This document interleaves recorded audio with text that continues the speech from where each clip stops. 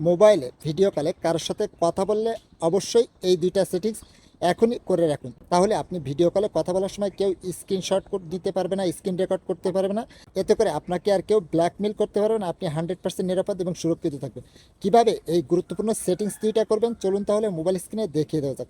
ভিডিওটা আপনার টাইমলাইনে শেয়ার করে দিবেন যাতে করে অন্যান্য ভাই বোনেরা দেখে উপকৃত এবং পেজটিকে ফলো করে রাখতে পারেন এরকম সব ইনফরমেটিভ ভিডিও পেতে। আপনার ফোনের সেটিংসটা ওপেন করবেন, দেন এখান থেকে একটু স্ক্রল করলে পেয়ে যাবেন সিকিউরিটি অ্যান্ড প্রাইভেসি, এর উপরে ট্যাপ করুন। এরপরে এরকম একটা ইন্টারফেসে আপনাকে নিয়ে আসবে। এরপর এখানে পেয়ে যাবেন প্রাইভেসি চ্যাট, এর উপরে ট্যাপ করবেন।